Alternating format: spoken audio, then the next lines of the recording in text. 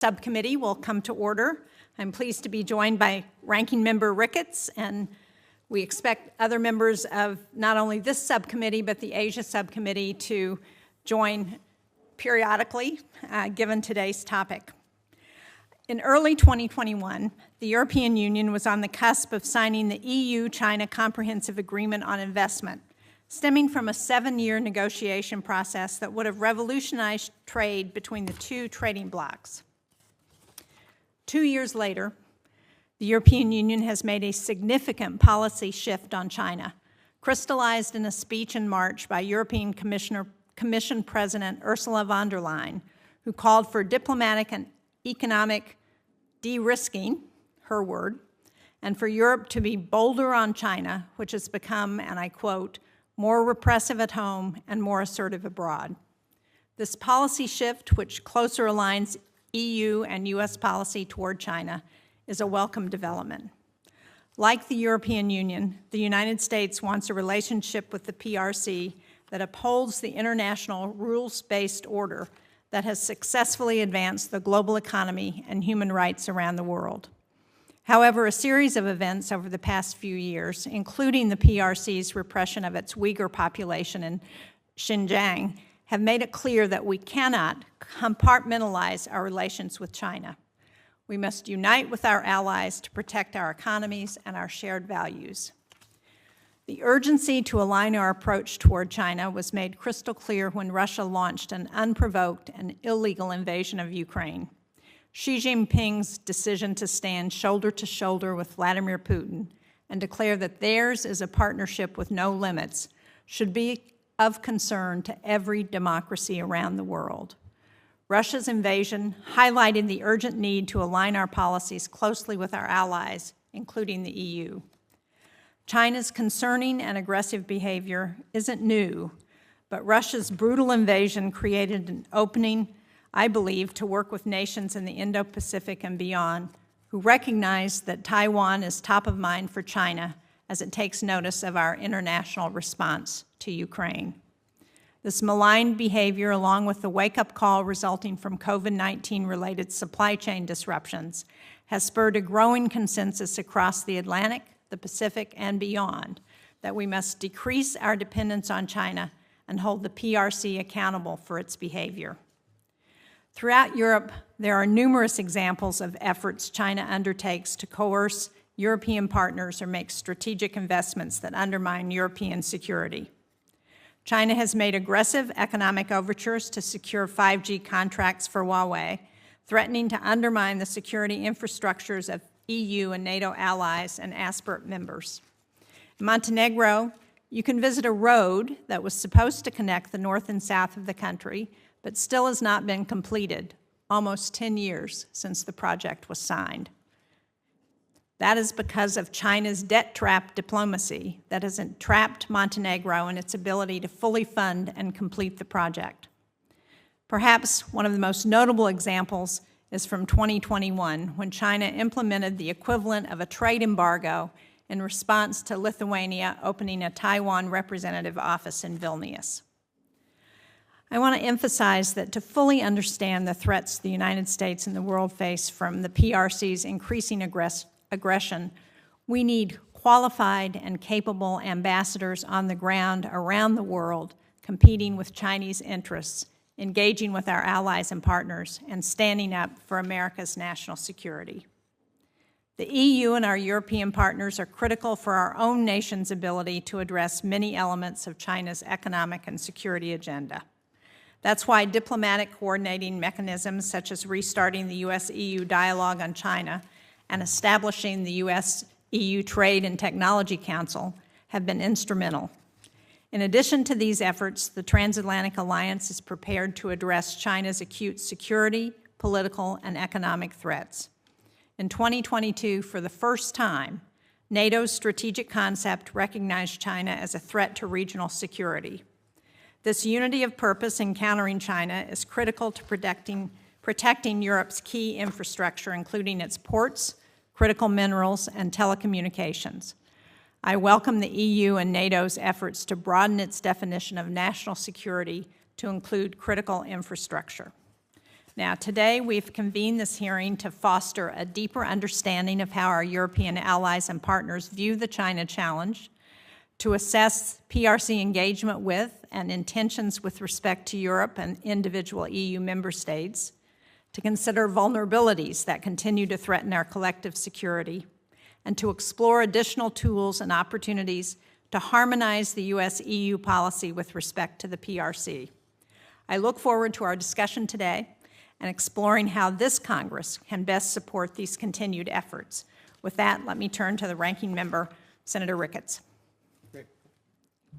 Thank you very much, Madam Chairman, and thank you to all of our witnesses for being here today to talk about this incredibly important topic. The past 18 months have been some of the most consequential for Europe in the decades since World War II. When Vladimir Putin launched his illegal war, he started the largest conflict on the continent we've seen since World War II. Europe was largely caught off guard and is handicapped by its dependence on Russian energy. As a result, Europe has been forced to reckon with and recalibrate its approach toward its own security. Through our strategic and coordinated efforts on military and humanitarian support, as well as sanctions, the West has helped Ukraine resist this brutal aggression and repression by a despot. This is demonstrating the power of the transatlantic cooperation. The war in Ukraine has unsurprisingly resulted in the deterioration of Russian-European relations. However, it has also served as an inflection point in Europe's relationship with the People's Republic of China. Throughout Moscow's campaign of aggression, Beijing has opted to consistently provide Putin with economic and diplomatic cover, while turning a blind eye to Russia's atrocities on the Ukrainian people. While tensions between Europe and the People's Republic of China had already been on the rise, this no-limits partnership between Xi Jinping and Putin has finally raised alarms in Europe on the PRC's malign ambitions after years of focusing purely on the economic benefits of Chinese engagement. Encouragingly, leaders like EU Commission President von der Leyen have shown that some in Europe are waking up to the threat that the CCP poses. In March, von der Leyen proposed an ambitious course correction for Europe's economic approach towards the PRC, focusing on strengthening the EU's inbound investment screening and export control regulations, and a push for a new outbound investment regime. Additionally, the EU-China Comprehensive Agreement on Investment has rightfully been put on ice, and that should remain the case. And the EU, along with the United States, is far more focused on economic coercion after the People's Republic of China's restriction of Lithuanian goods as punishment for allowing Taiwan to open a de facto embassy there. Individual countries have also taken matters into their own hands, from Netherlands restricting its semiconductor technology to Ireland shutting down a Chinese overseas police station. These have all been welcome efforts. However, given the divide in Europe on how to address the PRC, it remains to be seen whether it can develop a coherent long-term strategy that delivers bold policy actions at both the EU and member state levels. Over the last 8 months, I've been disappointed to see European leaders make visits to Beijing with large business delegations to kiss the ring of Xi Jinping, all in the name of expanding business ties and access to the massive Chinese market. Some, and this includes President Biden as well, believe that rewarding Xi with a more diplomatic engagement and strengthened economic ties is the necessary policy prescription to get him to act responsibly, as well as play a positive role in ending the conflict in Ukraine.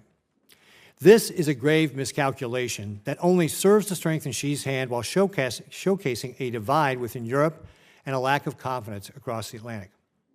It is critical that Europe and the U.S. are aligned both on the risks that the CCP poses to our mutual security and what we can do together to address it. Forums like the U.S.-EU Trade and Technology Council, or TTC, can be important for that alignment, but only to the extent that they produce tangible results. I was also glad to see that last year's NATO strategic concept covered the threats that the PRC poses to the alliance. Now we need to ask whether the words we put into action. She knows that it is our system of alliances and partnerships that provides us with a distinct advantage over autocratic and authoritarian regimes. And this is fundamental. The single biggest advantage that we have is our system of alliances with countries in Europe and around the world. That is not something that the PRC can replicate. As a result, she will stop at nothing to expand the PRC's malign influence in the continent and leverage economic vulnerabilities to drive a wedge between the U.S. and Europe in pursuit of its strategic goals. We must not allow the PRC to be successful in this endeavor. Let's be clear. There can be nuances in our approaches, but there cannot be an urgency gap between us. Given the PRC's rapidly expanding military, its ambitions to be the world's dominating power by the year 2049, and its increasingly hostile rhetoric and actions towards Taiwan, the time to take serious action to deter the PRC is now, not in 5 to 10 years. The PRC's challenge is too big for either side of the Atlantic to respond alone. Neither the United States nor Europe want an international order dictated by the People's Republic of China. But whether we live in that order is up to us. It will ultimately come down to the extent of our resolve and our ability to coordinate to meet this challenge head-on together. I look forward to hearing from our panel of witnesses today on how we can strengthen the transatlantic cooperation and work together to combat the CCP's malign influence and aggression. Thank you, Madam Chairman. Thank you very much, Senator Ricketts. Let me welcome all of our witnesses, and thank you for traveling today to get here. We appreciate it. I'm going to introduce you and ask that we hear your testimony in the order of introduction. I'll begin with you, Mr. Barkin. Our first witness today is Noah Barkin, who is a senior advisor with Rhodium Group's China practice. He's also a visiting senior fellow in the Indo-Pacific program at the German Marshall Fund of the United States. His current work focuses on Europe's relations with China, emerging technologies, and the implications of China's rise for the transatlantic relationship. On these topics, Mr. Barkin has written for The Atlantic, The New York Times, Foreign Policy, and Politico, and he's the creator of a popular newsletter called Watching China in Europe. Dr. Janke Erdl is the director of the Asia program at the European Council on Foreign Relations.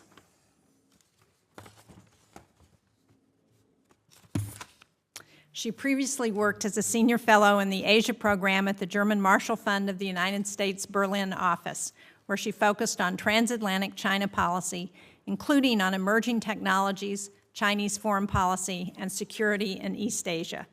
She's published widely on topics related to EU-China relations, U.S.-China relations, security in the Asia-Pacific region, Chinese foreign policy, 5G and emerging technologies, as well as climate cooperation.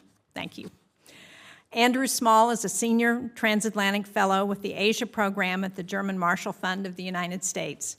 His research focuses on U.S.-China relations, Europe-China relations, and broader developments in Chinese foreign and economic policy.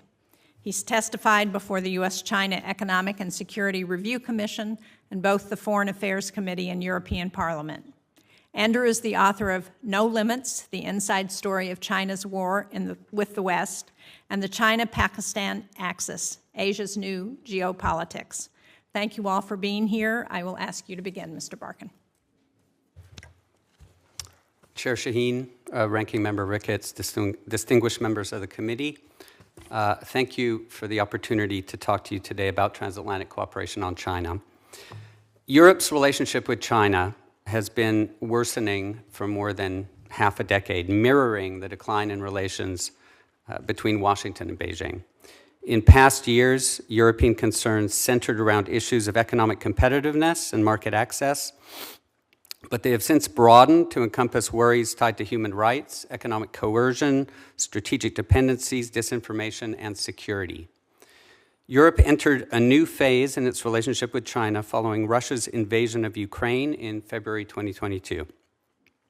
The No Limits partnership sealed between Xi Jinping and Vladimir Putin in the weeks before the war began, and China's subsequent refusal to condemn Russia's aggression are cementing the view of China as a competitor and systemic rival in Europe. Importantly, the war has also increased awareness, both in European governments and corporate boardrooms, about the risks of a conflict over Taiwan.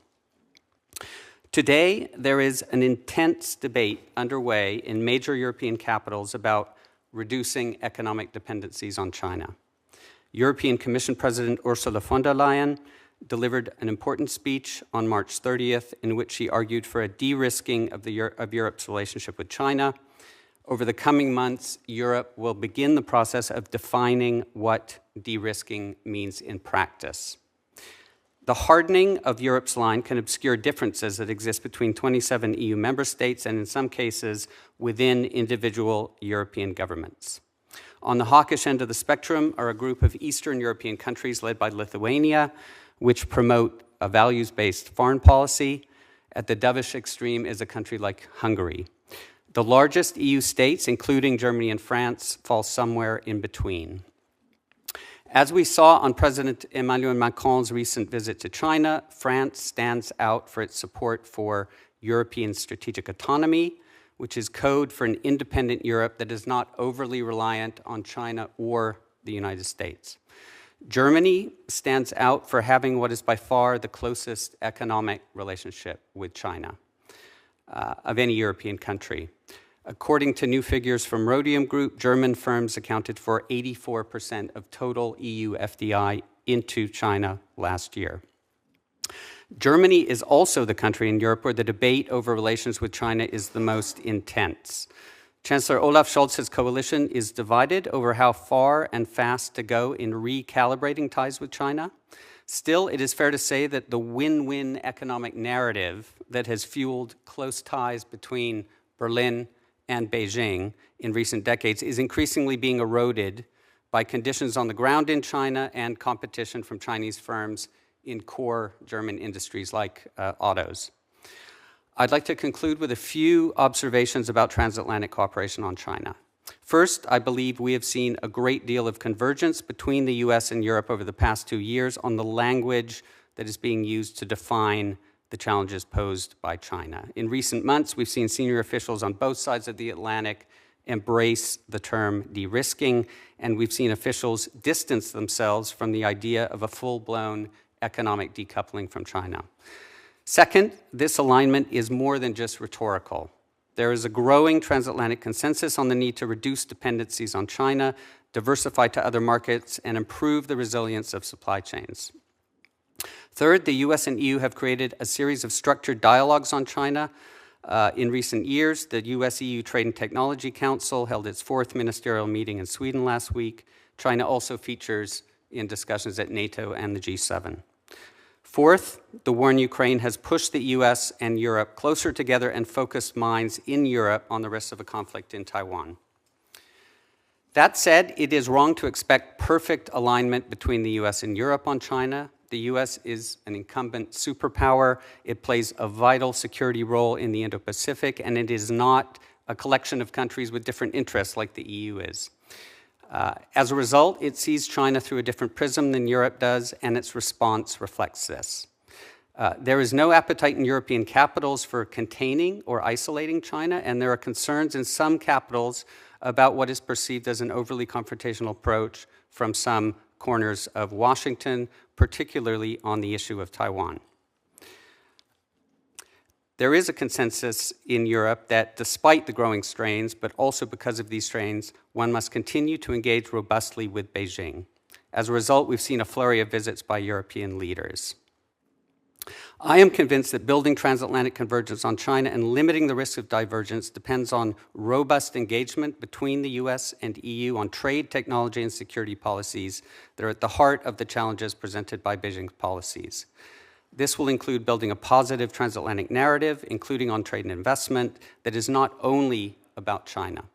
It will require that the US look beyond the daily noise on China policy that is coming from 27 EU member states, and remembering Europe is not a monolith. And it will require that the administration and members of Congress are active, persistent, patient, and when necessary, forceful in making their policy arguments to European counterparts behind closed doors. I believe we are on a similar trajectory on China between Europe and the US. that has been driven by the policy choices in Beijing. If Europe has a strong partner in Washington, I'm convinced that Washington will have a strong partner in Europe. Thank you very much. Thank you, Mr. Barkan. Dr. Ertl. Thank you, Chair Shaheen, Ranking Member Ricketts. Thank you for the opportunity to appear here before you today. It's an honor and a privilege. I would like to make 4 brief points.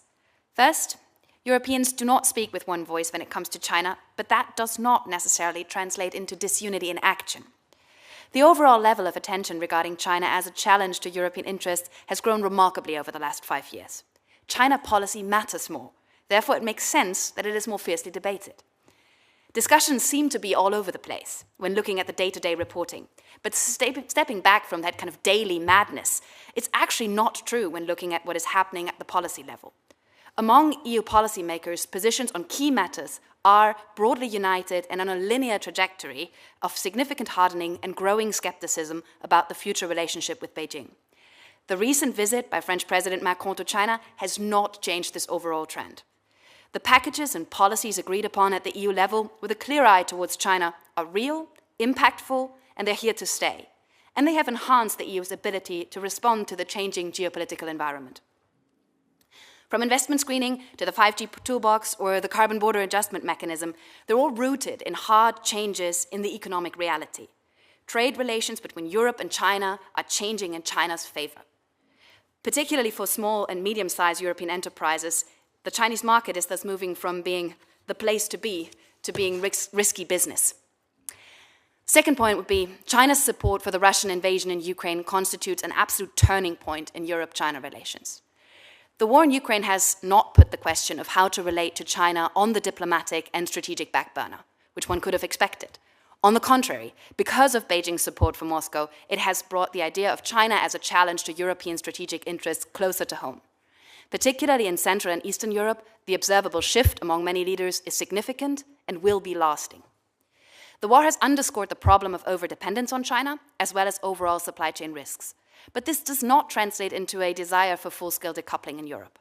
The costs that the heartbreak in the relations with Russia has incurred on European economies are a huge warning sign to many policymakers.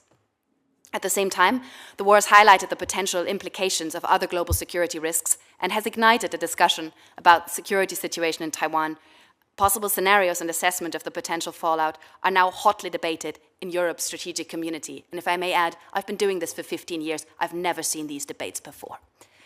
Thirdly, the Chinese leadership sees Europe as a battleground for competition with the United States, but the European public does not quite perceive it that way yet. The Chinese leadership continues to see an advantage in trying to undercut alignment, distract EU countries from China's engagement with Moscow, and obstruct transatlantic unity. Therefore, China currently appears to be on a repair mission in the relations with Europe. Special Envoy Li Hui's visit and a flurry of additional diplomatic activity, including government consultations with the German cabinet this June, or Chinese Premier Li Qiang's presence at Macron's new Global Financial Pact summit in Paris 2 days later, are signs of that. Among European leaders, this has not fundamentally swayed positions, but it seems that they have so far failed to convey the urgency of their changing approach to China to the direct implications for European security and prosperity convincingly at home. Today, my colleagues at the European Council on Foreign Relations have published polling data from 11 EU member states. With regard to a Taiwan contingency, the majority of respondents, 62 on average, 62%, would be in favor of a neutral stance. European policymakers know that this is not an option and need to communicate this much clearer to their domestic audiences. Because once a direct connection to Europe's own security is more palpable, numbers do change.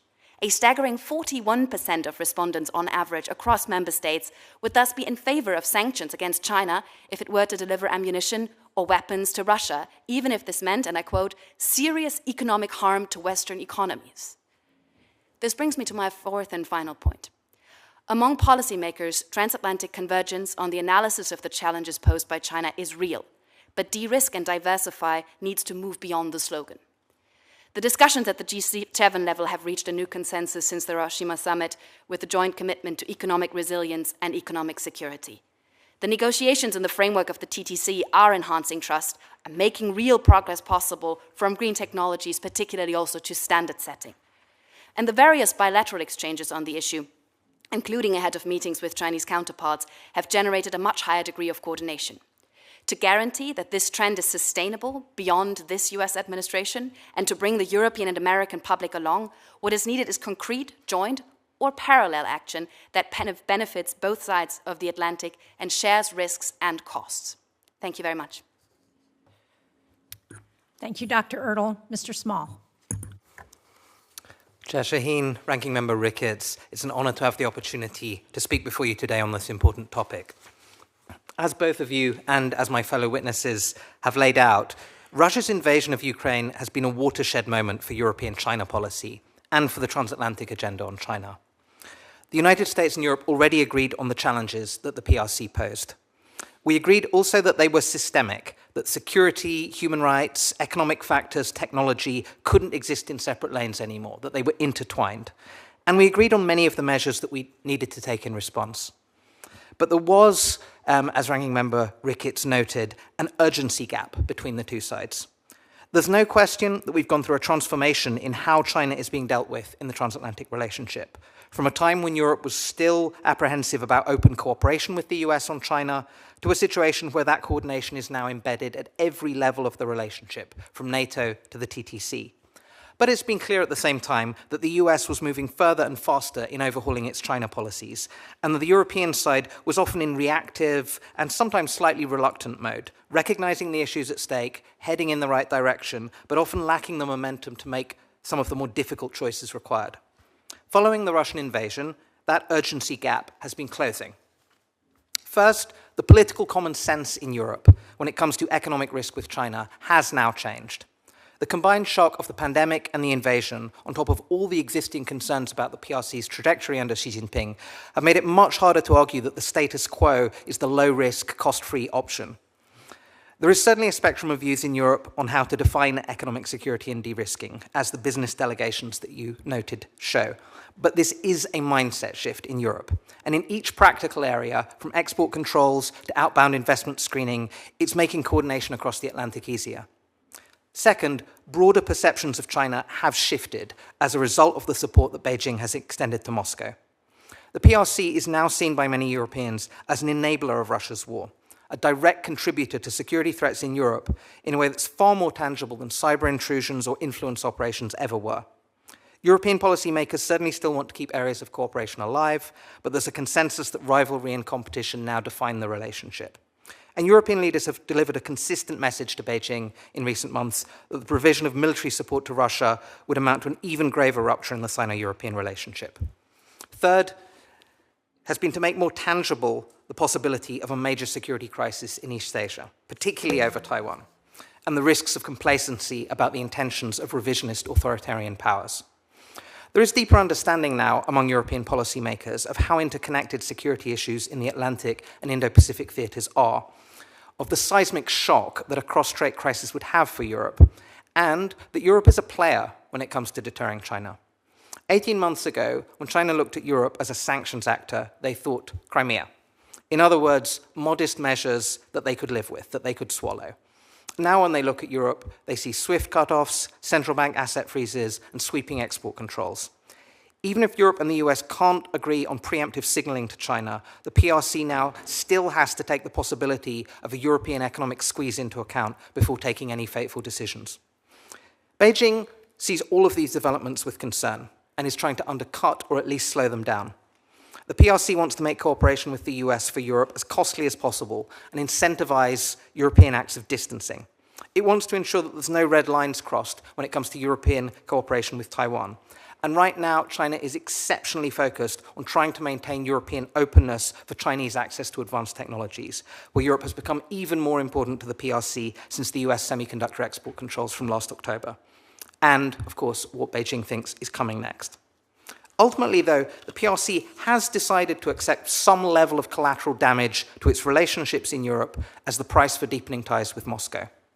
In the wider struggle that the PRC understands itself to be engaged in with the United States, Xi sees the partnership with Russia, even a weakened Russia, offering greater strategic benefits than any other relationship. And China is realistic about where it sees the Europeans landing in this geopolitical landscape. The Chinese Communist Party's internal documents have long referenced Western hegemony, Western values, and Western hostile forces as the focus of its animosity. But Xi spoke openly in March about Western countries that have implemented all-round containment, encirclement, and suppression. The PRC will do what it can to limit the damage to its position in Europe, as Beijing's caution about the Russian request for lethal aid indicate. But it is simultaneously steeling itself for a contest with the West, not the United States alone. The coalition that the United States needs to build to address the shared challenges posed by China span multiple domains and geographies. We still have a long way to go on the transatlantic agenda, but we've reached a far deeper level of coordination on China than looked plausible a few years ago, and I think that will continue to be the trajectory in the years ahead. Thank you for your time. Thank you all very much. We will begin a round of questions, 5 minutes for each of us, and we will go in order of anyone else who comes in after Senator Ricketts and I begin. I want to start with this map of Montenegro because all of your testimony spoke to movement in Europe, and I think one of the reasons for some of that movement is not just the war in Ukraine and a recognition of what's going on in China, but it's also a reflection of China's behavior in some of our European allies. And this map shows one of those examples that I talked about in my opening statement. It's a road in Montenegro that was supported through China's Belt and Road Initiative with funding from the Export-Import Bank of China. It was supposed to connect the north and south of the country, begun back in 2014, and Montenegro signed a nearly $1 billion deal to do that. Now in red, you can see where the project is completed, but the blue parts show the still incomplete sections of the project.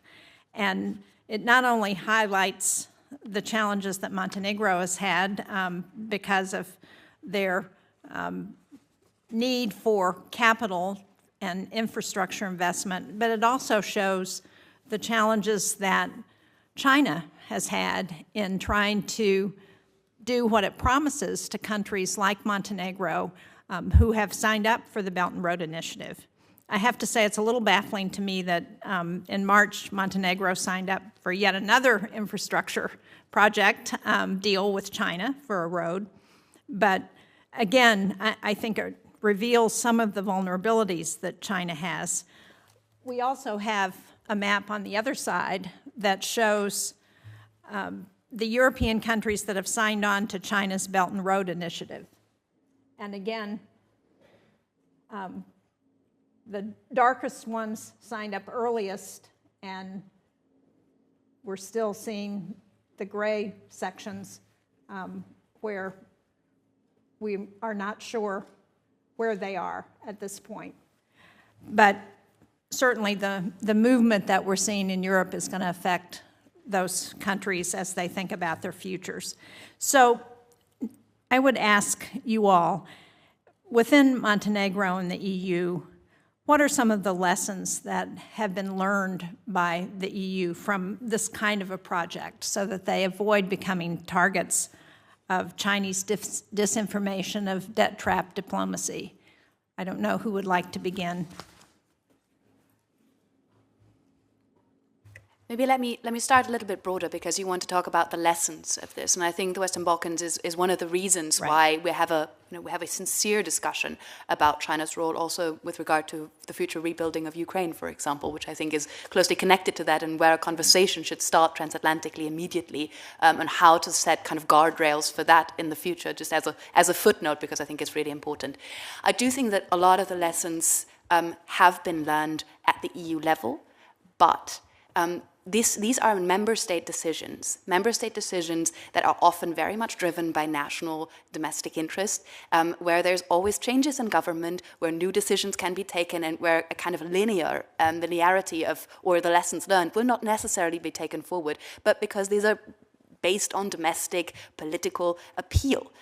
So for the kind of the future, it is more important that within the EU there are decisions on critical infrastructure taken, as you have laid out initially, because I think, honestly, it is more surprising to me that in 2023, a decision can be taken by the German train, Deutsche Bahn, to have their entire IT infrastructure built by Huawei.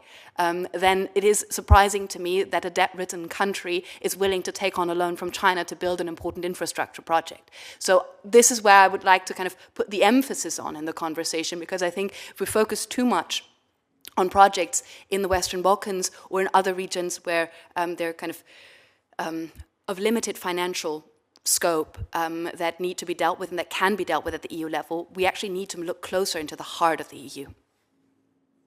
Well, so before we go on to address that, so answer that question about Germany and why Germany is willing to make that kind of because there's commitment. still no understanding of the fact that there is a real risk attached. And moving the heads of people into the zone that there are real strategic concerns. This deal did not have to even be flagged to any authorities because it wasn't considered critical infrastructure. So I think there is a mindset shift at a top level that we have seen, but it hasn't trickled down across the entirety of the system. And we still are in a situation where there's a lot of worry, particularly in Germany, about making China mad, making them uncomfortable. There is a lot of interest in just connecting and having good business relations going. So I think there is a bigger problem there sometimes than we see, and it's easy to finger point at the 16 plus 1, 14 plus 1 that they're now. We like to do that in Berlin as well, but actually it needs to start closer to home. Thank you, Mr. Small. You were going to add to that. Yes, thank you. Just to add a couple of points to this.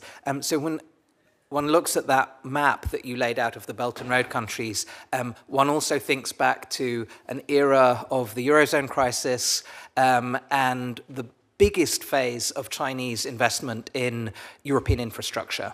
And I think that has been a lesson that has been taken on board very seriously, particularly through the pandemic. The number of policymakers who said we must not repeat the mistakes of Piraeus, we must not repeat the mistakes that we made of squeezing a number of these countries in terms of their fiscal space and putting them in a position where they either feel they have to take Chinese investment or they feel they want to play the China card with Brussels, with Berlin, with whoever else. I think that's something that we have seen much less of in the last period of time. One of those countries, of course, Italy, is currently considering withdrawing from its Belt and Road MOU, which I think is reflective as well of how the tide has turned for much of Europe. I think there's, of course, a very different question when we're talking about the Western Balkans, when we're talking about countries on Europe's periphery, where I think some of these issues have not yet been successfully resolved. Of course, there's all the funds on the EU side, which still dwarf any of the money that comes in from China. This isn't a kind of competitiveness space in terms of the resources that are put on offer.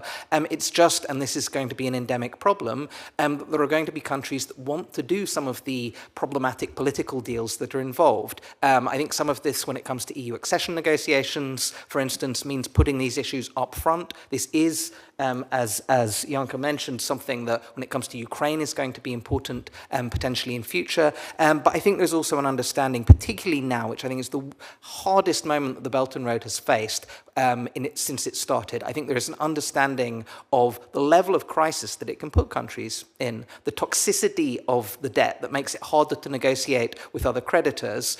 And the Montenegro case, of course, has all of the secrecy clauses. We still don't even know all of the details yet of some of the contracts. So I think there's been a big shift in understanding, particularly since going back to the point at which some of these early contracts were agreed. But we still have a lot further to go, even in some of the core spaces in Europe and on digital infrastructure and on many of these other areas. Well, thank you. I would like to explore some of those points some more, but I will turn it over to Senator Ricketts next. Thank you, Madam Chairman. One of the things that we saw that I touched upon in my opening remarks was how Europe has had to react to the Russian invasion of Ukraine with regard to their energy. My understanding is in the years prior to this invasion that U.S. officials have been warning Europe about their over-reliance on Russian energy and what that could mean if there was a crisis, and by and large were dismissed as almost being laughed out of the room, but just saying that's not going to be a problem, it's never going to happen. But then, of course, we have seen that it has happened, and it is, as I mentioned earlier, caught them off guard, and they've had to scramble to be able to realign their energy mix of where it's coming from. And this just kind of demonstrates kind of the foot dragging that has been gone in Europe, also with regard to the People's Republic of China. Obviously, Ursula von der Leyen's speech was very good. It looked to start getting away from this methodology of calling the PRC partner, competitor, rival, and talked about de-risking. And at the TTC summit, Swedish Prime Minister Kristersson said, I think the U.S. has been a few years ahead of Europe, but I think very many countries now realize this is not the time for naivety. So I think that there's movement there, but the question gets back to the matter of timing. The PRC has been increasingly hostile and aggressive in its rhetoric toward Taiwan. We just saw this past week where a PRC destroyer had a very close call with an American ship, obviously on purpose, being very aggressive in its maneuvers. And so my question is, how fast is this moving? If this is a 5, 10, 15-year thing with regard to the European Union and how we deter the PRC, my fear is that will be too late, that the PRC will move faster than that to get to Taiwan. So, Dr. Ertl, maybe I'll start with you. How do European leaders see this? I mean, do you think this is something with regard specifically about deterring the PRC in Taiwan? Is this something that they are talking about? And actually, maybe ask you to comment a little bit, because you said you hadn't seen these types of debates before. Was that specifically with regard to the PRC, or just broadly you hadn't seen this kind of debate before? But how do European leaders see that? Is this something where they think, yeah, we've got to take steps right now, or are they still thinking this is a years down the road problem? So Taiwan has become an issue that has moved on the agenda, and I was referring specifically to Taiwan as a topic, as a discussion that I haven't seen in that way before in the last 15 years, because it has moved so fast. The problem was so far away for European leaders for such a long time, but particularly the reliance on semiconductors, particularly the reliance on trade routes, particularly the integration of supply chains has led European leaders to understand, and I think Noah's colleagues at Rhodium Group have added to that with a fantastic report that has put some numbers to this. And when you give European politicians the actual cost of a crisis, that does change the logic a little bit. So we are having now very substantive conversations at all levels in the member states. But there is a capacity gap in some member states because it's just really difficult to be on top of all of these different matters. There is an urgency gap in some member states, but there is certainly a conversation at the EU level that is very interesting at the moment, and I think where a lot of the action will be happening in the future. But real action, it is very unlikely to see something committed to see before something really happens. So I think it is more interesting now to sound out the gray lines, the gray zones, to sound out policy responses to kind of more limited incursions, questions of more kind of what would certain scenarios mean in terms of cost to the European economy, and then to drive this message home at home, because I think the data that I've presented in terms of our public opinion reviews, I would say, if you have 62% that want to stay neutral in a scenario where neutrality is not an option, as a politician you have a job to do of explaining why neutrality is not an option, and then explaining how you will manage the issue and what the expectation level of the regional countries will be. But Dr. Ertl, sounds like what you're telling me about European leaders generally speaking is they're starting to move, but they're not to the point where they can even make the case then to their respective populations about trying to deter the PRC in Taiwan right now, because they're still not quite there themselves. Is that fair? I think they have started to make that case, but I think this is a long process, because this is really not an immediate security threat that has been on the agenda of policymakers for a long time. So I would say it's moving pretty fast for EU speed, which is not always the fastest, but I don't think it's a 5 or 10 year framework that we're looking at, but more like the next year is going to be a year of intense discussions around this issue. Okay, then great. So let me just follow up with regard to the respective public opinion on this, because you gave some stats on that. Mm-hmm. And how quickly did that move after the invasion of Ukraine? And what role can the United States play in helping bring those populations along to be able to understand the threat? For example, if there was a conflict in the Taiwan Straits, that's 30% of the world's trade. That's going to impact Europe. I'm guessing a lot of Europeans don't necessarily know that. I'm sure a lot of Americans don't know it. So how fast did it move in Ukraine, and what can we as the United States do to help with that? It moved immediately after Ukraine, and I think what we have also seen is that some things that take forever normally don't take very long then under circumstances like that. If I remind you of the LNG terminals in Germany, which everyone told us was going to take 8 years and it took 8 months to build them, things can move very quickly in a situation of crisis. And I think this is what the EU has demonstrated and European countries have demonstrated, that they are able to swing around when the crisis is real. Now, I think what a lot of people in the expert circles are advocating for is that the cost of this swing is a lot lower when you start a little bit earlier. So I think this is the zone that we're in right now, to ask the question between how imminent is the problem and how likely is it to come. And I think this is where the debates are heading at the moment, because, of course, if you regard a problem as very imminent, then you will take different policy options as if you think it will not happen in the next 5 years, so we will do certain other things first. If you are in a situation of crisis, which you always have to remind, everyone of, Europe is in a crisis situation at the moment, like it hasn't been, as you said, basically since World War II. So there are priority questions right now, prioritization questions at the moment going on, and this is one of them.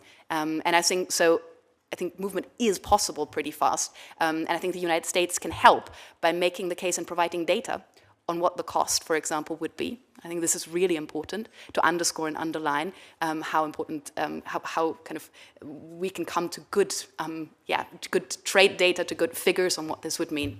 Yeah, and I think one of the things that European leaders would be wise to do is read what Xi Jinping is saying, because they've made very clear that bringing Taiwan back into the PRC's fold is an existential threat to the Chinese Communist Party, which means they have said there is no room for compromise on this. So the timing obviously is still up in the air, but the imminency of it, the certainty of it, is something that the PRC has no doubt about, that they are going to do this at some point, whether it's peaceful or through armed means. They believe they will do this.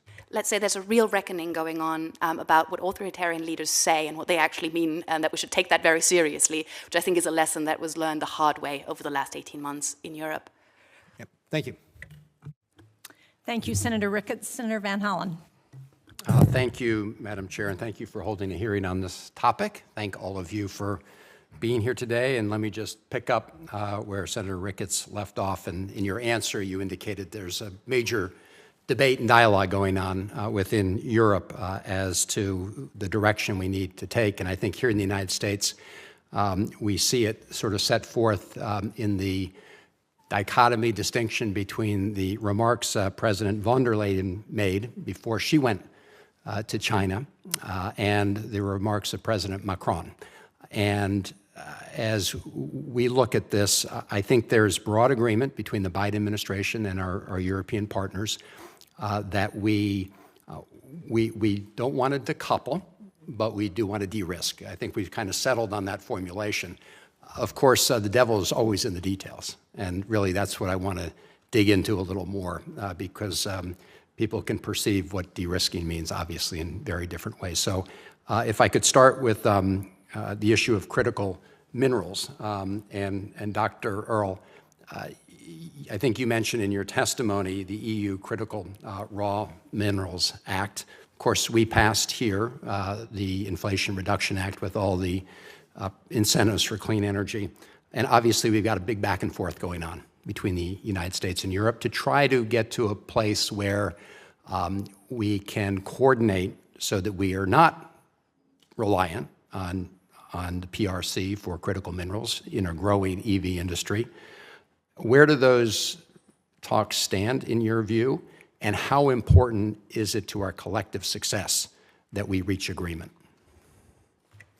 Let me start with the last question first. It is essential for our success to work together on this issue. I think this is fairly widely understood among all European leaders, but it's also clear that this is not even the Transatlantic Alliance that is enough for this. We will need to partner very closely with Indo-Pacific partners and allies, because otherwise we will not stem this massive problem that we are facing in this regard and the massive reliance over a short time. The this is one of the issue areas in which I would say the movement is already the fastest. This is a pretty tangible policy issue. It's a pretty tangible policy problem. And again, the figures matter. When you can start saying things like reliance to 98%, reliance to 85%, reliance to 99%, and then you can also address that to domestic industries and say, your cars will not be produced anymore because this will be missing, this is a choke point. Well, that actually generates action relatively quickly.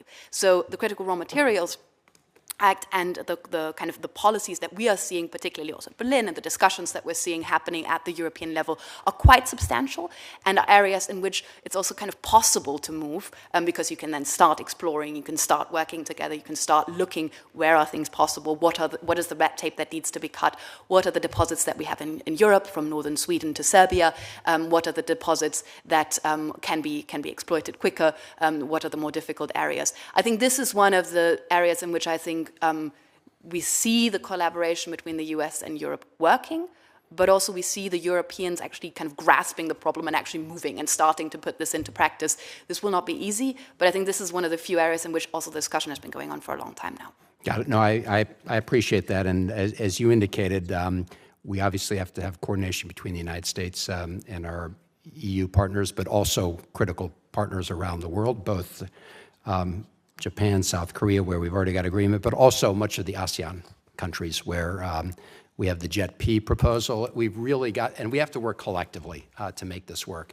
Let me just ask a follow-on question regarding advanced semiconductors, really for all of you. It's another sort of aspect of this whole discussion, of course, and as you know, we had cooperation between the United States, Japan, and the Netherlands when it came to restricting the export of advanced manufacturing equipment for the highest end chips, which is a good model. It only works, though, if we can ultimately expand that cooperation to all the other countries that can supply this kind of advanced material. So when it comes to export controls on advanced semiconductors, where do you think we are in terms of our ability to coordinate with our European partners and others around the world who could also supply that very advanced technology?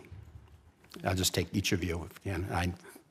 This is Senator Van Hollen, a very important question. I think when I look at the issue of de-risking, I think you can break it down into several parts. There's supply chain resilience, there's protecting critical infrastructure, and then there's technology transfer to China. And I think on the issue of export controls, it's going to be difficult with Europe because Europe is not a single entity. Export controls policy is in the hands of the member states, the 27 member states. So it was the Dutch that decided to go along with Japan and the United States in preventing one of its biggest companies from sending semiconductor manufacturing equipment to China.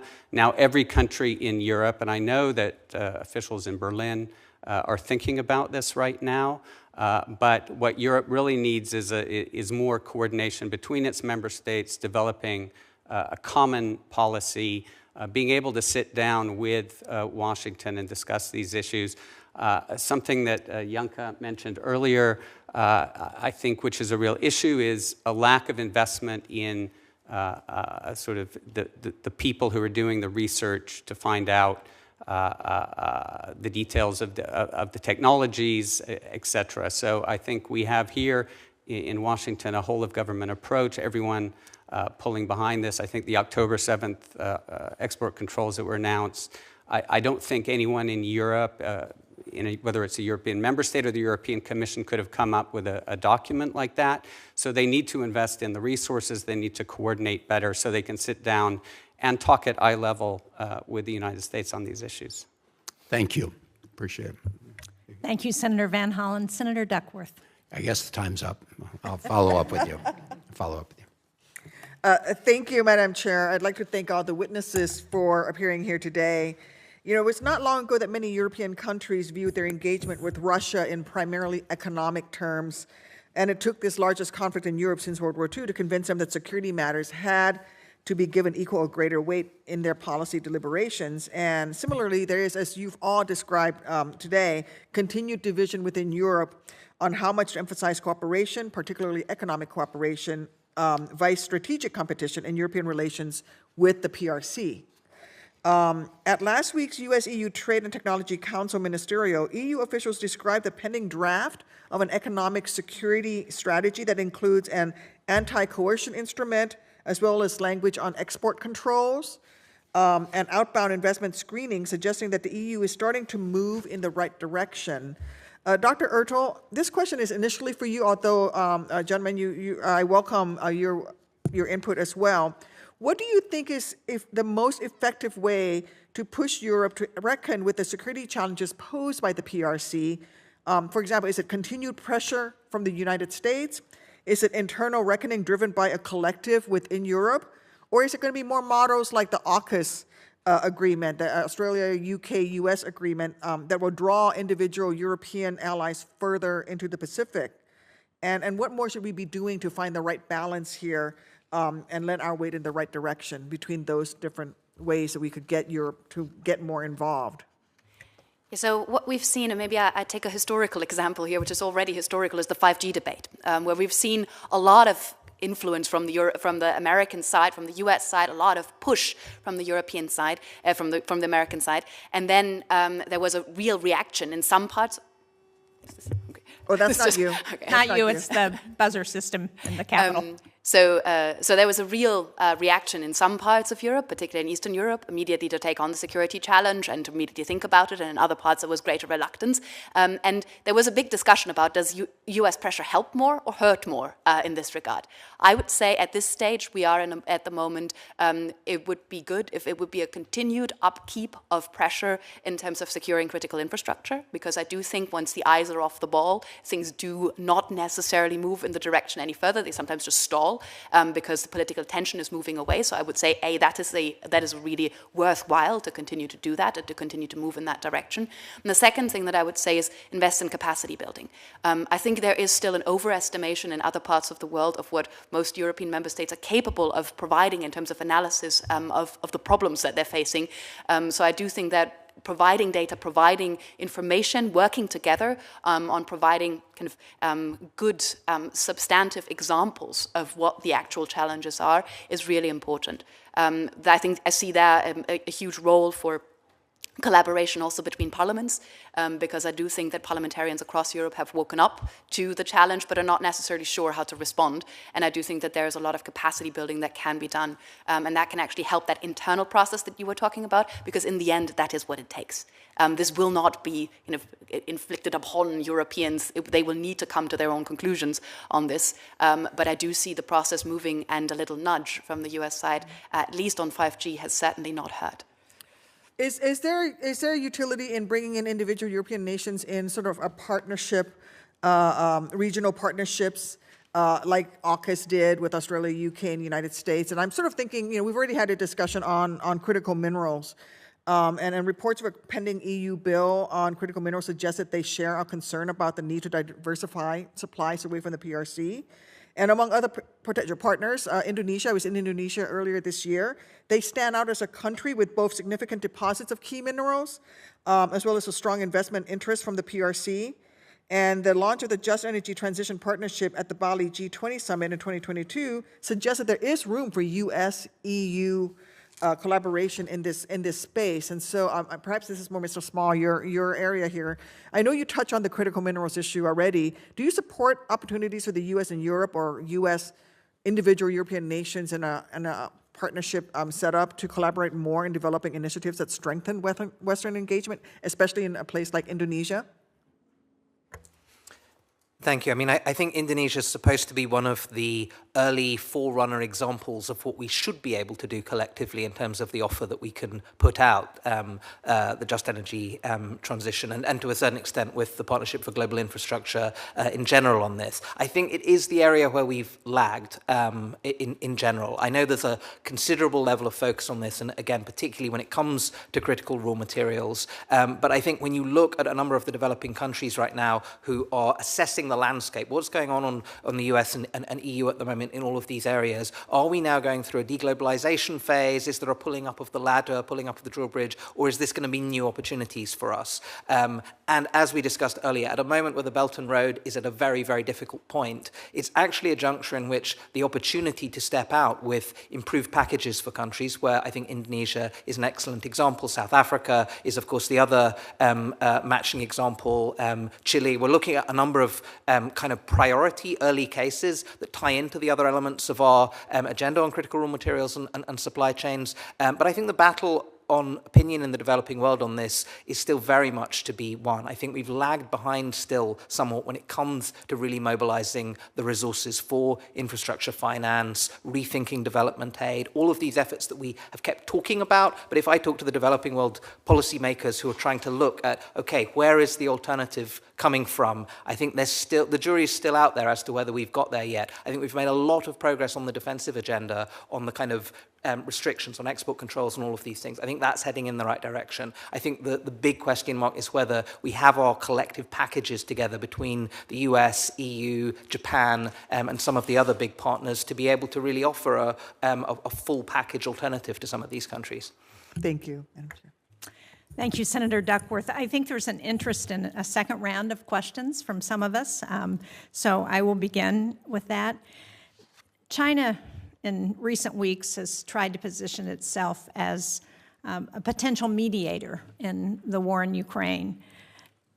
So can you speak to how that positioning is being viewed in Europe, and whether there's any, and how Ukraine sees it, and also whether there's any real belief that this is a possibility? I don't know, maybe you'd like to begin, Mr. Barkin. Sure. Very good question. I think we have had a number of senior European officials, including French President Emmanuel Macron and the EU's top diplomat, Joseph Borrell, talking about the fact that, or advocating for the fact that China play a mediating role. I think the way I understand these comments is that there's a realization that China, if any country has influence over Russia, it's China. So I think in Europe, leaders are going out of their way to go to Beijing, sit down with Xi Jinping, and encourage him to put pressure on Putin. I think the jury is still out on whether this will happen. I think there is a healthy dose of skepticism about whether it will. We just had a Chinese envoy coming through Europe. He passed through Kyiv, passed through a number of other European capitals, and my understanding is he was just reading out talking points. There was no real substantive discussion or effort to bring about, come up with new solutions for a peace deal.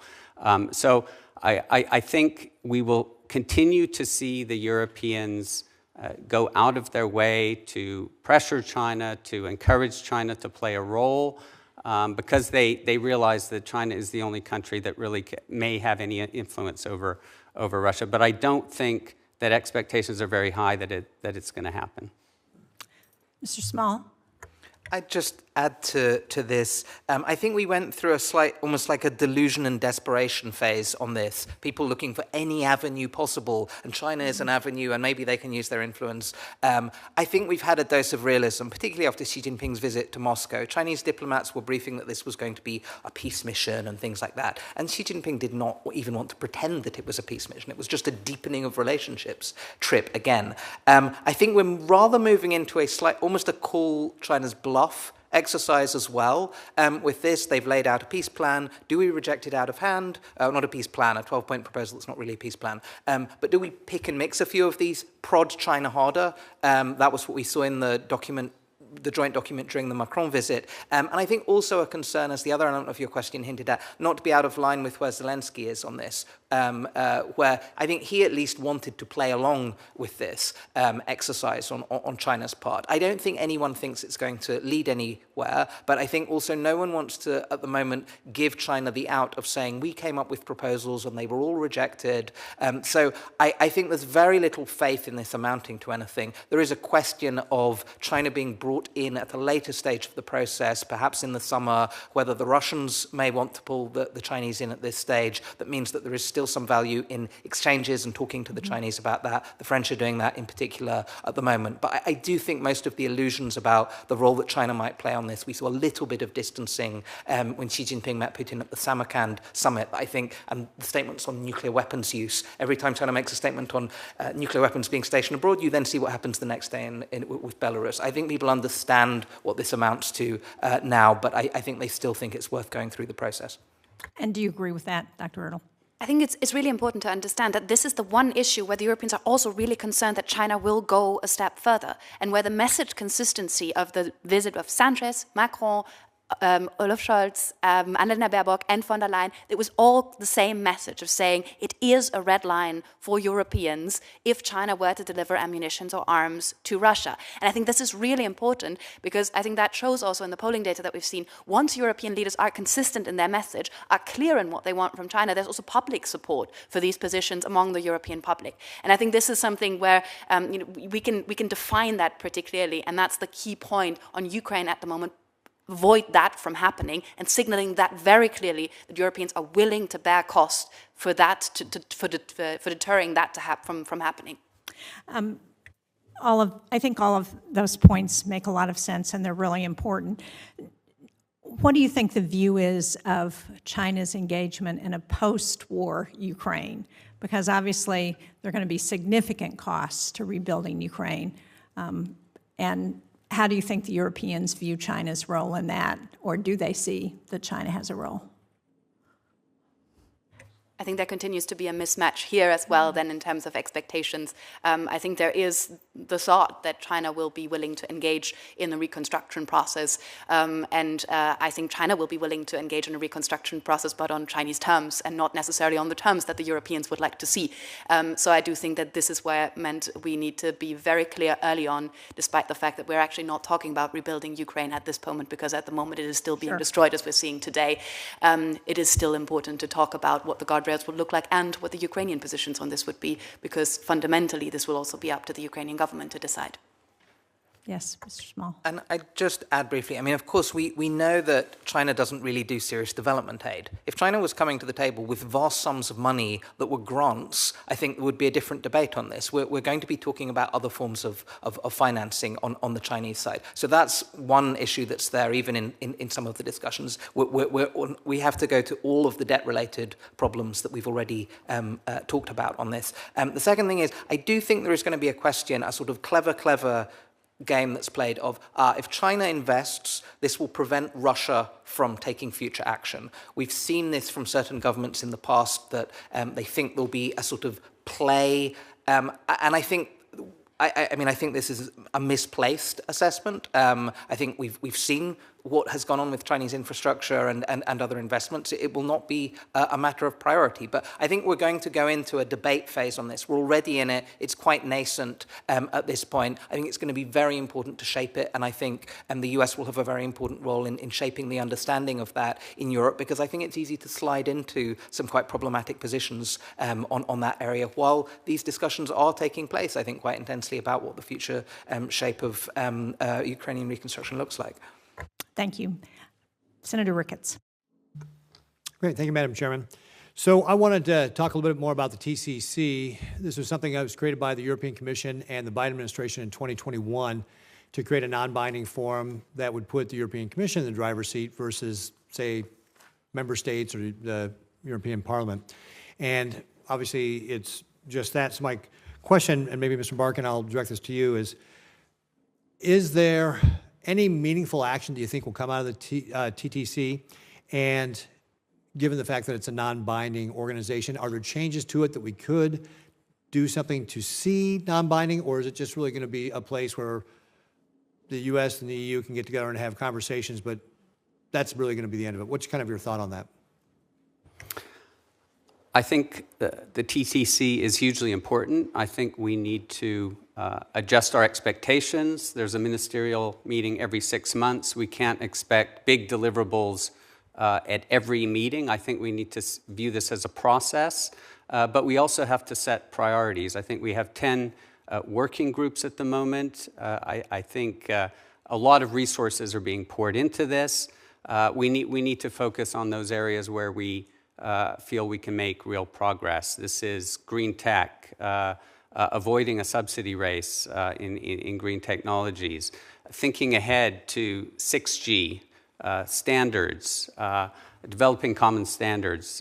If the US and Europe are not doing that together, and then we're broadening that out, working with their other allies, then China is going to impose its own standards across, especially in the global south. So I think the TTC serves a purpose. I think for the TTC to survive and persist in future administrations, I think it's very important for Congress to get involved, to support it, and otherwise, I think we need to think about other dialogue formats as well. We do have an EU-US dialogue on China.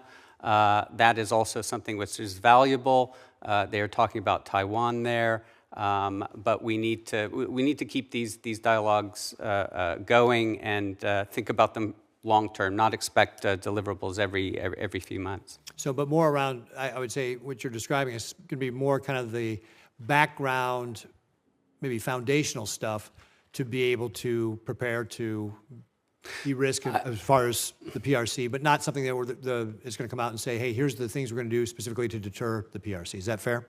Well, I think the TTC, we have a bit of a divergence because I think the U.S. sees the TTC as mainly a discussion about China, and I think Europe would like to keep China out of it for the most part and talk about trade and technology cooperation, positive cooperation without that focus on China. I think in the last TTC ministerial in Sweden, China did come up quite a bit. There's obviously a pushback against China's non-market policies. Coercion is also an issue in the TTC. But I think the two sides need to not litigate past problems. They need to think about the future. What do we want to do with 6G? Looking out 5 to 10 years ahead, and I think it is something that the EU and US they need to take a long-term view on this. They can't be thinking we're going to deliver something every few months. All right, great, thanks. So, Mr. Small, I'd like to talk a little bit about NATO. In June of 2022, NATO came out with their strategic concept document that listed the PRC as one of the strategic priorities in a systematic challenge to the Euro-Atlantic security for the first time. Obviously, the PRC took issue with that and made threatening statements and so forth. Tell me a little bit about what you see about how that can work out, and especially with regard to some of the Asia-Pacific countries like South Korea, Japan, Australia, New Zealand that attended the NATO summit. And how do we, because we've mentioned about bringing in those Indo-Pacific partners in, how can NATO work with that to bring that together, and how do you think that works with the PRC? What kind of response will we see from the PRC? Thanks very much. So, I mean, I think you have got these two almost distinct tracks, the AP4, even though the countries don't like being called the AP4 track, and how we can kind of deepen and integrate security between the Indo-Pacific and the Atlantic theatres, where I think we'll see some more progress at the Vilnius summit. I think there's been a lot of prep in the last period to try to think through what's the next phase of these partnerships. I mean, some of these were initially structured around almost arrangements that have been put in place around Afghanistan further back in time with some of these countries. And I think it's only really been in the last couple of years that we've moved into this new phase of, and we may yet see the office in Tokyo. I think there's a few other steps that are being envisaged there on the AP4. But I think actually the more important piece of it has been integrating China thinking into NATO in general. And it's been really lagging behind as an institution until this was pushed by the US a few years back to suggest that the institution needs to take this up more seriously. And a lot of the benefits of doing it are actually invisible. I think it's a lot of what is being achieved at the moment in terms of being able to have a series of sensitive discussions, sharing information, sharing intelligence on some significant strategic developments with China that really acculture the European defense ministries, defense officials, defense ministers to a different mode of thinking and understanding about the nature of the challenge they face. We've been getting very tentative discussions on Taiwan, where NATO in the end has not, of course, talked through some of what these contingencies would mean in these scenarios in much more nascent stages. On that, I think there are as well, for instance, the information sharing on China's overseas military bases. There are a number of these things that are taking place relatively discreetly at the moment, and where a number of NATO members are still nervous. They're still nervous. Your question related to China's reaction to this. We are, of course, at a juncture in which China has spoken much more openly about NATO, much more critically about NATO, and in the No Limits joint statement with Russia, explicitly supported the two Russian treaty proposals that would have called essentially for a rollback to the stationing of alliance troops that essentially predates the end of the Cold War. So I think there is a nervousness from some countries about how visibly NATO is assuming this role. I think it was very impressive that we were able to get this language through, but to get the institution to think seriously as well about the conjoined threat of China and Russia, to integrate the thinking across the institution, to think through, for instance, on infrastructure issues, military infrastructure, and some of the challenges that we've had on the digital side there. I think it's been a really useful exercise, but there's a large portion of this agenda that's going to be taking place in a non-NATO context as well. I think there are still a number of NATO members that will still want to see pieces of the security agenda dealt with seriously vis-a-vis China, dealt with seriously in Asia, but not necessarily just through NATO auspices. So I also think we need to kind of draw a ring around what we can expect to achieve through the NATO platform, even though it's been extremely valuable. Thank you, Madam Chairman. Thank you, Senator Van Hollen. Thank you, Senator Shaheen. And this is a great topic for a hearing. We could spend a lot of time on this, and I think a lot of us are very interested in how all this will play out going forward in terms of collaboration, coordination between the United States and Europe, as well as others around the world. Mr. Small, I share your concerns with respect to the issue of the partnership for global infrastructure in terms of overpromising and under-delivering. And I do think collectively we've got to figure out a strategy there because we do not have the same instruments, policy instruments, financial instruments that China lays down, which also come to great costs for many of the countries where they do those deals. But we've made a collective commitment, I think $600 to $800 billion over the next couple of years, and I think we've got to find a way to deliver on that. Or, as you say, other countries, Indonesia, others are going to say, great talking points, but no, where's the beef? I'm going to throw out a couple questions, and maybe you can divvy them up based on your particular expertise. One relates to the issue of laying down early markers in terms of what kind of economic sanctions China could expect to be imposed if, for example, it crossed the red line and provided lethal assistance to Russia, or if it took very aggressive action against Taiwan. There's a major debate. A lot of us believe that sanctions are less useful to punish people after the fact and can play a more important role in terms of signaling in advance what the costs will be. But that, of course, requires putting sanctions out so that China, for example, in this case, would see the real costs, and there are obviously issues there. So my one question is, do you think that Europe and the United States could come to see eye to eye when it comes to laying out that kind of sanctions regime? As you know, Europe has been not like some of our secondary sanction regimes we put in place. One question. Two quick things that came up at the G7 with respect to a collective strategy to respond to economic coercion by China. We saw a number of years ago they punished South Korea when South Korea deployed some important anti-air defense systems. Australia's been the victim of coercion, Lithuania. Micron Technologies right now has been hit by China. And so if we're going to collectively, in my view, we need a collective strategy for how we're going to respond, because otherwise, one country takes the burden of the punishment by itself.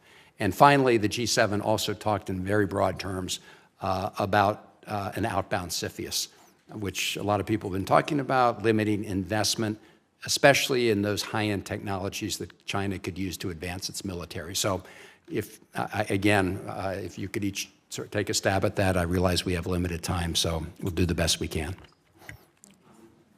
I'm happy to start. Maybe on the Taiwan issue, Rhodium Group and the Atlantic Council are coming out in a couple of weeks with a study on this very issue, looking at potential for transatlantic cooperation on sanctions in the Taiwan scenario. I think it is absolutely important for the EU and the US to talk about this. I think Janka mentioned earlier that the discussion in Europe is at a fairly early stage. I think individual member states have been thinking about scenarios. In Brussels, the European Commission has been thinking about this, but there isn't a joined-up approach in Europe on Taiwan and possible sanctions. And I think there's also a reluctance to talk about it openly. There's a great deal of sensitivity around that, and there's a reluctance to perhaps provoke a crisis by talking about sanctions. But the reason why the EU needs to get its head around this, why it needs to sit down with the United States and other allies to talk about it, is that we're not talking about necessarily a black and white scenario, an invasion or not an invasion. We're talking about an escalation ladder, and it could be hybrid attacks on critical infrastructure in Taiwan. It could be the seizure of an island. It could be a blockade, and coming up with responses to this in real time is going to be extremely difficult. So I think the EU is beginning to realize this. I think they're beginning to play through scenarios, but I think it's very important that the EU and the US sit down and talk about this together. Maybe I can add a little bit here in terms of the sanctions. I think what Andrew has laid out is the European Union has with its Russia sanctions regime, and we will see the 11th sanctions package coming up, laid out the menu. This is what we can do. This is the toolbox. And I think Beijing has taken note that this is now the menu that is available. And that is a menu that is quite striking and very potentially damaging to the Chinese economy. So I don't think that it's taken lightly in any kind of way.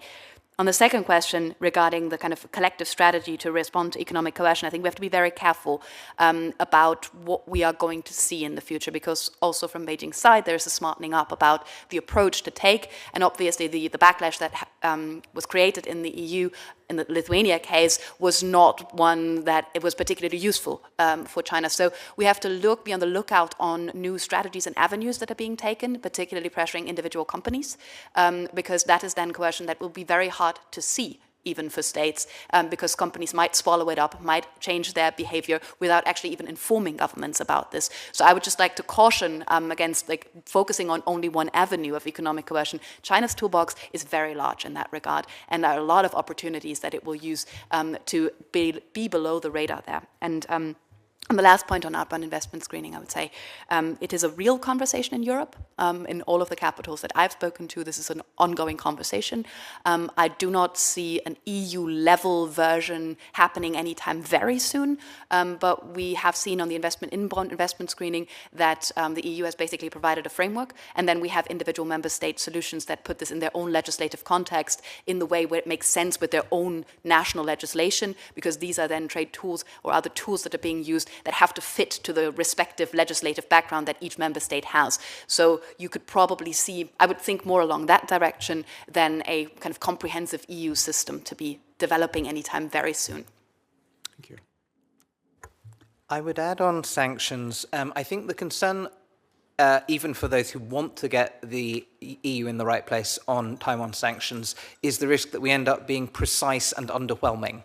That the sanctions agreed in advance through a process like this are less convincing to the Chinese side than a grey zone of uncertainty that I actually think the sanctions that we've put in place on Russia have now created. When you saw Chinese central banking officials scrambling to figure out what the implications would be in the couple of months after the measures were put in place in Russia, I think we've had some of our effects on the collective transatlantic side with the measures that we've put in place. I think it would be a problem if we ended up agreeing something that looked like a lukewarm package that got pulled apart by certain of the reluctant states, when in reality, if we go into these scenarios, we will go hard and comprehensive on sanctions. And so I think there's a challenge in how we calibrate that at the moment, and I know it's an important zone of the discussions at the moment, but there are ways in which we could kind of calibrate that in the wrong way if we push too hard to get a sort of minimalist package agreed in advance and signal poorly in the end. Just briefly on the other points, on outbound investment screening and some of the anti-coercion work, I think we sometimes have had a bit of a sort of stable door problem where we regulate and come up with solutions after the fact, and the Chinese side moves into another channel and another direction. I think the helpful thing about the exercise that's being undertaken at the moment on the economic security planning is it's trying to look at this in the round on the European side, trying to look at how you close the gaps across the board, trying to look at the channels across the board. Outbound investment screening is certainly a part of that, but exactly on this issue on coercion, as you mentioned with Micron and some of the other cases, we're seeing China adapting its tactics already in anticipation of some of these things coming through. We're seeing the squeezes on companies that are being given both inducements and pressures privately, including to go and lobby in Europe at the moment in ways that are putting more pressure on some of these firms than I think we've seen in the preceding years. So we need to be extremely nimble to adapt to the fact that China is going to adjust around these measures and try and have instruments in place. I think the anti-coercion instrument itself is quite a good early example of that, but we're going to face this running tactical set of adjustments on the Chinese side on these areas, and we need to be careful not to be drawn into a multi-year negotiation process on coming up with these instruments, and then the Chinese on at the flip of a coin have moved on and are getting the same effect through other means. Thank you so much, and thank you, Madam Chair, for your indulgence. Thank you. I actually still have a few questions. So if you all have another round, feel free to stay for that. We've talked about the economic means by which China influences countries in Europe, the Belt and Road Initiative, the diplomatic efforts, the coercion, but we haven't really talked about the information space. And one of the areas where I think we have seen China in certain places be able to influence outcomes is through disinformation and manipulation of information. How much are we seeing that in Europe, and how much of a concern is that for EU and the European countries?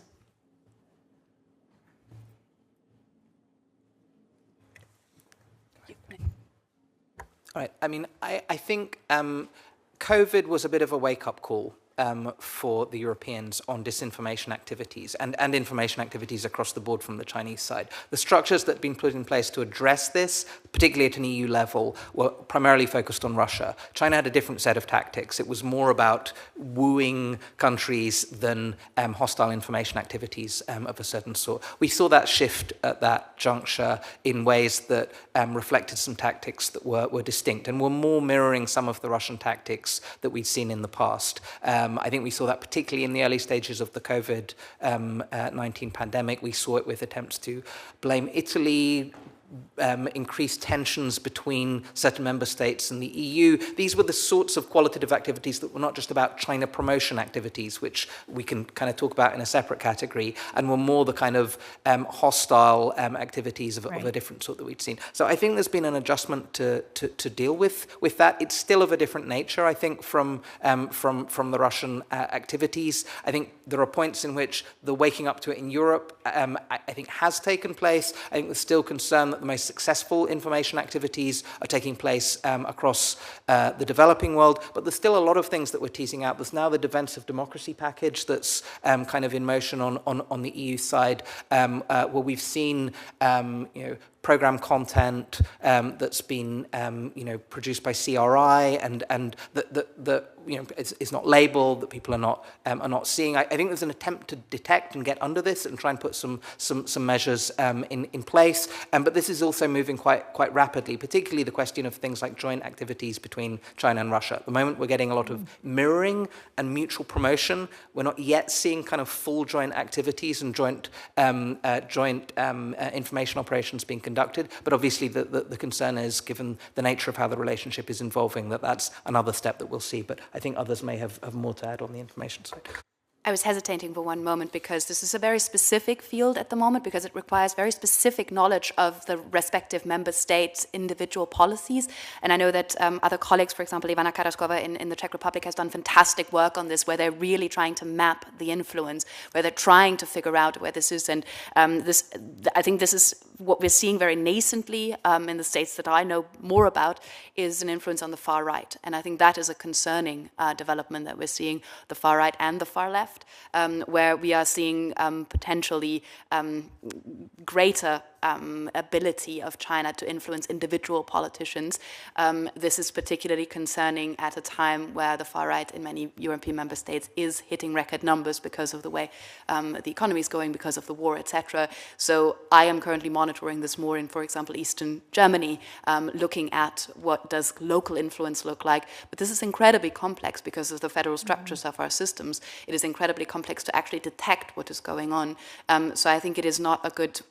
I don't think I can give a good answer that is a very wide-sweeping one, but I think one needs to particularly look into the specifics here and provide, and I think this is an area where I would call on European governments to provide funding also for this specific research, because this has been significantly underdeveloped, and I think this is an area where Europe itself should spend some money on finding out what's going on. How much concern is there in Europe that United States policy on China is going to change if there's a new administration? Mr. Barkin. I don't think it's so much concern about U.S.-China policy. I think there's a realization that there's quite a bit of consistency, I would say, between the Trump administration and the Biden administration on certain tools that are being used. I think the outreach to allies has shifted, and of course we've had a legislative push, the Chips and Science Act, the IRA here at home. I think there's more concern about in Europe about future administrations perhaps deprioritizing Europe. There is certainly concern about that, and that breeds, if we're talking about the commitment to NATO, there is a debate in Washington about is Ukraine a distraction? Should the U.S. be focusing fully on the Indo-Pacific? So these debates certainly concern people in Europe, and I think it's important to. It's important for administration, well, for the U.S. and the EU to sort of administration-proof their relationship. It's important for Europe to get assurances from the U.S. that the U.S. will be there, even as it presses Europe to take more responsibility for its own defense. We haven't mentioned the word strategic autonomy.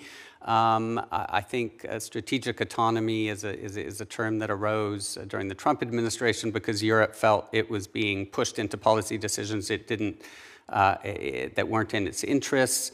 Now it has become the favorite term of the Chinese officials because it implies distance to the U.S. But when it comes to Europe doing more for itself, I think that is in U.S. interests. It's in European interests. I think Ukraine has kind of opened a lot of eyes in that respect. And where we all live in Berlin, we've had some major changes in terms of investment in the military, et cetera. So this is a debate that is moving. It's moving slowly, and I think the U.S. needs to certainly encourage Europe to do more and not worry about these labels, strategic autonomy. This all needs to happen. Greater investment in Europe's own defense needs to happen in coordination with the U.S. and allies, of course. Well, I certainly think there's a great deal of bipartisan interest in seeing all of the NATO countries meet their 2% of GDP, and that is reinforced on a regular basis by not just members of the administration, but by members of Congress. So I would agree with that. I just have a final question, and I don't know that we know the answer to this yet, but I would think that as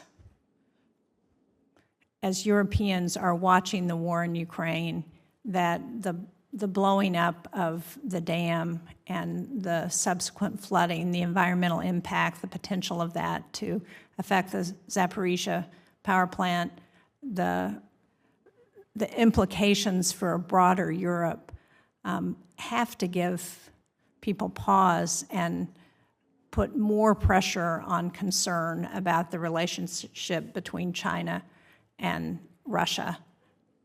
Is it too early to know what the impact of that's going to be, or are we already hearing a reaction to that? I think it's too early, and I do think that the Chinese government has managed relatively carefully in the last few months to kind of put enough distance or enough doubt or enough smoke bombs around the relationship to have not a very clear connection to any of these activities. The Chinese government put out, or the Chinese newspapers put out a statement about kind of saying, oh, great concern about the environmental impact, about the impact of the dam breaking, clearly not pointing fingers at whose responsibility it was. We saw the Global Times with that this morning. So I think there is a clever play as well at hand there. I just wanted to, coming back to the last question, just really briefly give you the figure that we have from today, which was that the question that we polled in the 11 countries, whether Europe can rely on the future of the US being there to defend and whether it needs its own defense capabilities. In comparison to 2020, where 66% of respondents said that, we're now at 75% and 74% of Europeans saying Europe needs its own defenses and needs to spend more. If that is not a public mandate also, I think, for governments to actually act, then I don't know what kind of majority governments would want. So I just wanted to add that because I do think it is important to see that this is not something that is would be much against European public opinion in that regard. Good, thank you. Senator Ricketts. Great, thank you, Madam Chairman. So in April, Airbus agreed to build a second assembly line for the A320 in the People's Republic of China and was given the green light by Beijing to move forward with a previously announced 160 plane order. This agreement was made by the Airbus CEO, who was a part of the economic delegation that went with President Macron to Beijing. And soon after the visit, Airbus also agreed to sell 50 H-160 Airbus helicopters to the Chinese firm GDAT. Like airplanes, helicopters are inherently dual use, in their nature. And there's already a history of French civilian helicopters and derivatives thereof ending up in the PLA's modern day attack helicopter, equipment. So I guess I got another, according to a report from the Horizon Advisory, Airbus China engagement entails significant ties to China's military and military-civil fusion apparatus, including in the form of supply dependencies, technology sharing, and research and development cooperation. And of course, we know that in the People's Republic of China, there's no secrets. They're taking every bit of intellectual property they have. So, Mr. Markin, how do you square the circle on this? That we're talking about de-risking, and yet Airbus goes forward with a deal like this. What are we supposed to think about this in the United States? Yes, I mean, it's a good question. I've written about this. I think the decision to sell the helicopters raised some eyebrows, even in the French establishment.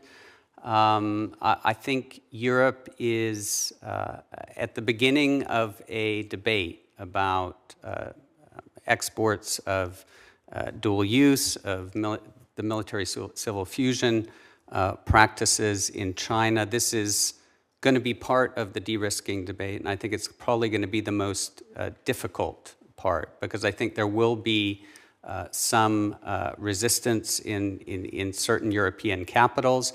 This is about export controls. This is about outbound investment screening. So I would say that without commenting on that individual deal, I would say we still have some work to do in Europe in getting our heads around what technologies, where to draw the line, where the red lines are in the technology relationship with China. And I think that is explicitly what von der Leyen said in her speech. We need to develop our own approach to this. We need to be able to sit down with the U.S. and discuss common approaches. So I think this is all going to play out in the coming months in the EU debate. But I would agree that there have been deals in the past that have raised some eyebrows. So, Dr. Earle, you were talking earlier about how when European leaders get together and say, hey, this is what we want, like PRC, don't sell weapons to Russia, that it moves public opinion.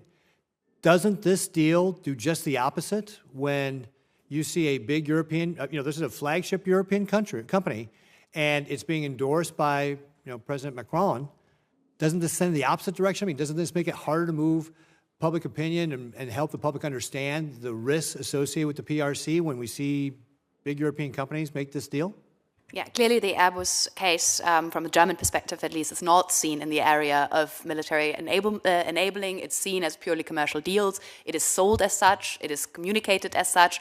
I don't know if you followed the news reporting over the last few days, but I do think there's some digging going on many areas around the relationships, also in the German media. So we had 7 German Air Force pilots that were identified as, after retirement, training PLA officers in actually acquiring capabilities of also strategic capabilities of not only flying an aircraft, but also using it for its purposes. This has created quite some backlash in the debates here. So I would also trust on European media to dig up these cases and understand more clearly that there is always a relationship also to the military aspects of this, and in a nascent state of growing security concerns, and we're in the nascent state of growing security concerns in Europe about the role that China plays.